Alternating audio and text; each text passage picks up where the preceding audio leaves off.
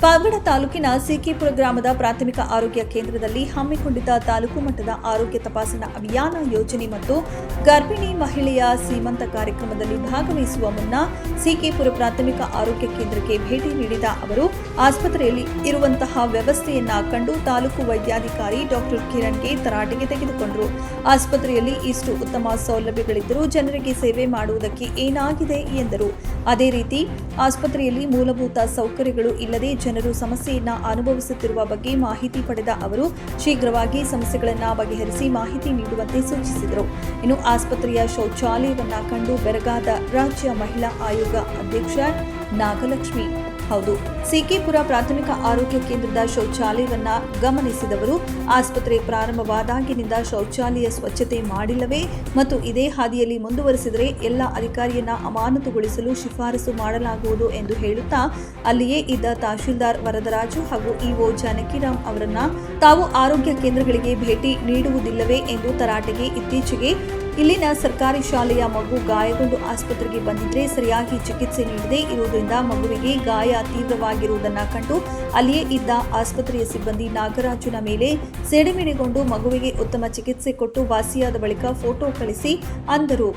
ನಂತರ ವೇದಿಕೆ ಕಾರ್ಯಕ್ರಮಕ್ಕೆ ಆಗಮಿಸಿ ನಡೆದ ಮಹಿಳೆಯರನ್ನ ಉದ್ದೇಶಿಸಿ ನಾಗಲಕ್ಷ್ಮಿ ಚೌಧರಿ ಅವರು ಮಾತನಾಡಿದರು. ನಂತರ ಪಾವಗಡ ಸಾರ್ವಜನಿಕ ಆಸ್ಪತ್ರೆಗೆ ಭೇಟಿ ನೀಡಿದ ಅವರು ಆಸ್ಪತ್ರೆಯಲ್ಲಿ ಕುಡಿಯುವ ನೀರಿನ ಸೌಲಭ್ಯ ಇಲ್ಲದೇ ಇರುವುದನ್ನು ಕಂಡು ಅಧಿಕಾರಿಗಳನ್ನ ತರಾಟೆಗೆ ತೆಗೆದುಕೊಂಡು ಆಸ್ಪತ್ರೆಗೆ ಕನಿಷ್ಠ ಕುಡಿಯುವ ನೀರಿನ ಸೌಲಭ್ಯವನ್ನ ಮಾಡದೇ ಇದ್ದಾರೆ, ತಾವೆಲ್ಲ ಇರುವುದು ಏನಕ್ಕೆ ಎಂದರು. ಜೊತೆಗೆ ಆಸ್ಪತ್ರೆಯಲ್ಲಿ ವೈದ್ಯರ ಕೊರತೆ ಇರುವುದು ಸಾರ್ವಜನಿಕರಿಂದ ಮಾಹಿತಿ ಪಡೆದುಕೊಂಡು ಅವರು ಈ ಬಗ್ಗೆ ಸ್ಥಳದಲ್ಲಿಯೇ ಜಿಲ್ಲಾ ವೈದ್ಯಾಧಿಕಾರಿಗಳಿಗೆ ಕರೆ ಮಾಡಿ ಮಾಹಿತಿಯನ್ನ ಪಡೆದರು. ಬಳಿಕ ಮಾಧ್ಯಮಗಳೊಂದಿಗೆ ಮಾತನಾಡಿದ ಅವರು ಸದ್ಯ ಪಾವಗಡ ತಾಲೂಕಿನ ಅಧಿಕಾರಿಗಳು ಬೇಜವಾಬ್ದಾರಿತನದಿಂದ ಕರ್ತವ್ಯವನ್ನ ನಿರ್ವಹಿಸುತ್ತಿದ್ದಾರೆ. ಬೃಹತ್ತಾದ ಆಸ್ಪತ್ರೆಯಲ್ಲಿ ಕನಿಷ್ಠ ಕುಡಿಯುವ ನೀರಿನ ವ್ಯವಸ್ಥೆ ಇಲ್ಲ ಅಂದರೆ ಇವರು ಆಸ್ಪತ್ರೆಯನ್ನು ಎಷ್ಟರ ಮಟ್ಟಿಗೆ ನಿಭಾಯಿಸುತ್ತಿದ್ದಾರೆ ಎನ್ನುವುದು ಇಲ್ಲಿಯೇ ಕಂಡುಬರುತ್ತದೆ. ನಂತರ ಪಟ್ಟಣದ ಡಾಕ್ಟರ್ ಬಿಆರ್ ಅಂಬೇಡ್ಕರ್ ಮೆಟ್ರಿಕ್ ನಂತರದ ಬಾಲಕಿಯರ ವಸತಿ ನಿಲಯಕ್ಕೆ ಭೇಟಿ ನೀಡಿದರು. ಈ ಸಂದರ್ಭದಲ್ಲಿ ತಾಲೂಕು ವಿವಿಧ ಇಲಾಖೆ ಅಧಿಕಾರಿಗಳು ಉಪಸ್ಥಿತರಿದ್ದರು.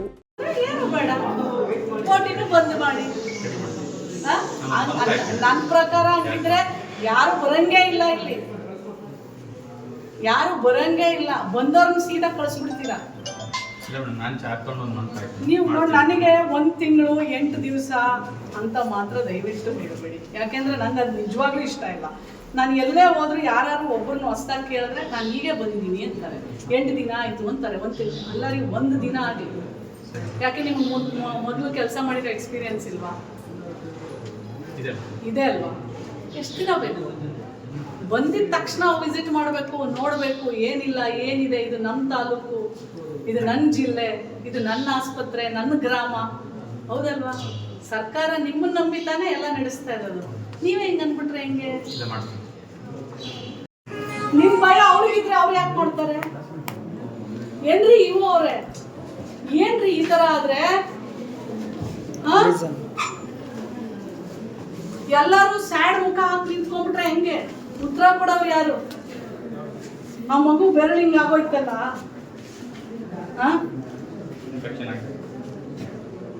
ಅಲ್ಲ ರೀ, ಸಣ್ಣ ಒಂದು ಹಿಂಗ್ ಕೆರ್ಕೊಂಬಂದ್ರೆ ಟೆಟ್ವ್ಯಾಕ್ ಹಾಕ್ತಾರೆ. ಹಾಸ್ಪಿಟ್ಲಲ್ಲಿ ಟೆಟ್ವ್ಯಾಕ್ಸ್ ಇಲ್ವಾ? ಇದೆಯಾ ಇಲ್ವಾ? ಹಳ್ಳಿಗಾಡಿದು ಏಟ್ ಬಿದ್ದು ಕಬ್ಬಳ ಚಿಕ್ಕೊಂಡು ಯಾಕೆ ಹಾಕ್ಲಿಲ್ಲ? ನೀವು ಮಾಡಿದ್ರೆ ಗ್ರಾಮ ಮಟ್ಟದಲ್ಲಿ ವಿಸಿಟ್ ಮಾಡಲ್ಲ. ಸ್ವಲ್ಪ ನೋಡಿ, ನೀವು ನೋಡಿ, ನಿಮ್ಗೆ ಗೊತ್ತಾಗುತ್ತೆ. ಇಲ್ಲಿ ನೋಡಿ, ಯಾವ್ದಾದ್ರು ಎಮರ್ಜೆನ್ಸಿ ಪೇಷಂಟ್ ಬಂತು, ಒಂದು ಡೆಲಿವರಿಗೆ ಬಂದರು, ಏನು ಮಾಡ್ತೀರಾ? ಏನು ನೀವು ಉತ್ತರ ಕೊಡೋದೇನು? ನೋಡಿ, ಯಾರಾದ್ರೂ ಎಮರ್ಜೆನ್ಸಿ ಡೆಲಿವರಿ ಬಂತು ಒಂದು ಹೆಣ್ಮಗಳು ಹಳ್ಳಿಯಿಂದ, ಇದಾ ಓಟಿ ಇದಾ? ಆ ಹೆಣ್ಮಗಳು ಬಾತ್ರೂಮ್ಗೆ ಹೋಗ್ಬೇಕು ಅಂದರೆ ಇದಾ? ಇಲ್ಲ, ಪಾವಗಡ ಇಷ್ಟೊಂದೆಲ್ಲ ಪೇಪರ್ ಮೇಲೆ ಬರ್ತಾ ಇದೆ.